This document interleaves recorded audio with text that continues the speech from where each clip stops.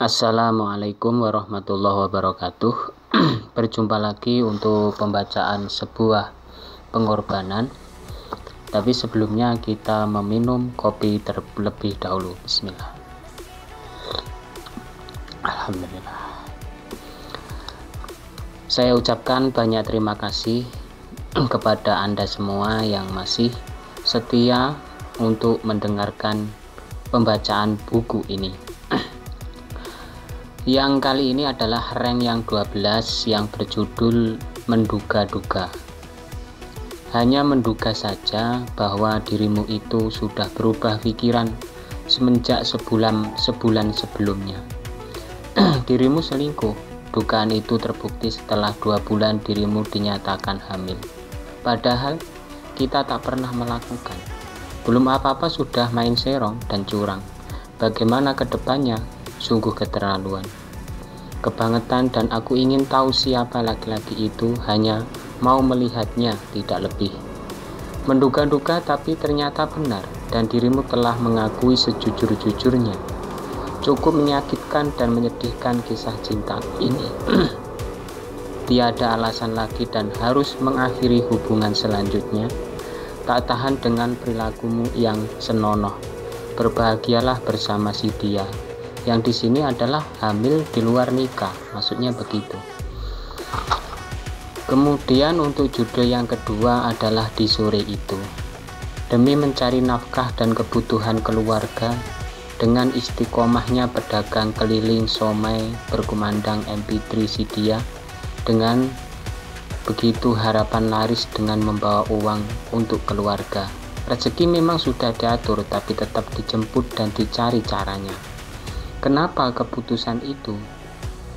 Ya, jalan terbaik agar mendapat untung. Kalau masalah rugi sudah wajar. Ada kalanya hujan tak keliling ataupun sudah hujan malah tambah laris. Apa ada alasan profesi begitu? Hanya satu alasan bagi mereka, yaitu usaha. Tapi begitu, manakah mungkin ada untuk 9? Toh di pagi di harinya ada pekerjaan yang lain. Wahai pedagang keliling, apapun itu, bertahanlah demi kebahagiaan keluarga. Ini termasuk mencari nafkah secara lahir. Untuk judul yang ketiga adalah Pertama Kali. Alkisah atau cerita diambil dari pengalamanku saja, tak mau cerita ataupun kisah orang lain. Nah, perlu Anda ketahui bahwa diriku pertama mengenal cinta duduk di bangku SMP. Pada waktu itu seakan ingat bahwa kata-kata si dia menyentuh, sekaligus kecewa kepada dirinya karena mengatakan bahwa jangan berkata sayang sebelum dewasa. Cinta pertama yang kelabu, kawan. Di akhir cerita cinta pertama itu, dia menikah dengan seseorang yang tidak aku kenal sama sekali, sobat. Waktu dulu acara pernikahannya menanggap atau mempertontonkan layar tancap ataupun layar lebar. Singkat cerita, waktu itu hujannya cukup lebat, penonton semua kabur, dan layar tancap roboh. Ini kisah nyata. Ya begitulah. Ya tidak mendoakan yang jelek, tapi ya memang begitu kenyataannya. Untuk judul yang keempat adalah Merelakan. Setelah diriku pikir-pikir, memang betul mencinta tak harus memiliki. Walaupun sudah ada di depan mata, masih bisa lepas di pelukan orang lain. Bagaimana ceritanya? Mari dengarkan. Begini sobat tercinta, setelah 1 atau 2 bulan masih lancar saja. Nah, pada akhir bulan kedua agak ada yang aneh pada dirinya. Bisa dikatakan tingkah lakunya nggak jelas, selalu saja ngeles dan beralasan. Padahal sudah diambang keseriusan. Udah ada orang tua bersama saksinya, rela tidak rela harus bisa merelai. Mungkin ini arti dari belum jodoh, akhirnya semua musnah dan hancur.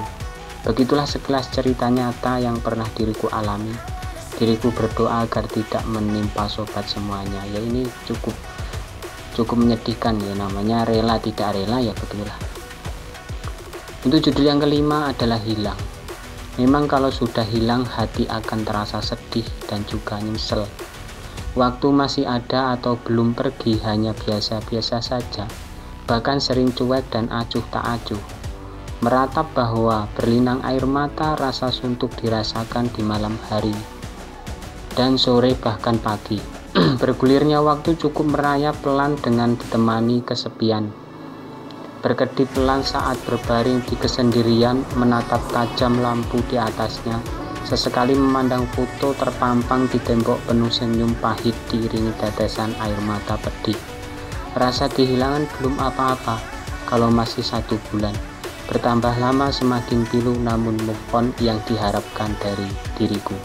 Ya memang kehilangan seseorang itu ya tidak butuh waktu singkat tapi lama. Bahkan untuk selamanya kadang masih ingat. Untuk judul yang keenam adalah mencegahnya. Kalau berbuat tidak baik, hendaknya mencegah agar tidak terjadi hal-hal bodoh lainnya. Jangan memakai kekerasan, cobalah menasihati pelan-pelan agar nyaman didengarkan.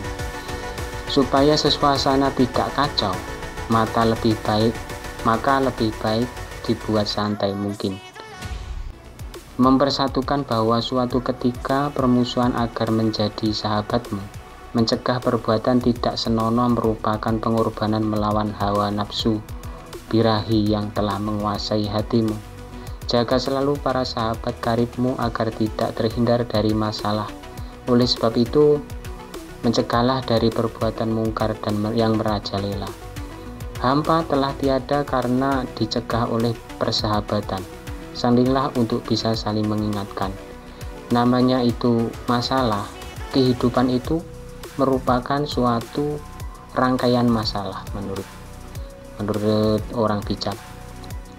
Kemudian untuk judul yang ketujuh atau terakhir adalah menghindar. Menghindarmu terhadapku karena perbuatan dirimu sendiri. Kenapa dulu berbohong, berdusta dan berkhianat? Padahal diriku sudah berkorban segalanya. Padahal diriku sudah berkorban biar dirimu dikejar-kejar oleh kesalahanmu sendiri. Bagiku bukan masalah, malah kau yang mencari masalah. Kembalilah kepada dirimu, salah sendiri sudah kau buat demikian rupa alasanmu. Sedangkan aku tidak butuh itu. Pergimu menghindar bukan karena melihat musuh, namun perasaanmu yang diselimuti kesalahan. Buat apa dibahas, hanya membuang-buang waktu menurut diriku sendiri. Di kemudian hari nanti diriku berjanji menunjukkan bahwa dapat berbahagia tanpa dirimu tentunya, akan tetapi dengan pilihan hatiku. Ya, kita harus move on. Ya, itulah pengorbanan. Mungkin itu saja yang dapat saya sampaikan, kurang dan lebihnya mohon maaf yang sebesar-besarnya. Untuk judul yang selanjutnya nanti adalah akan dibuktikan. Mudah-mudahan kita dapat berjumpa lagi ke selanjutnya. Dari saya, wa'afu minkum, assalamualaikum warahmatullahi wabarakatuh.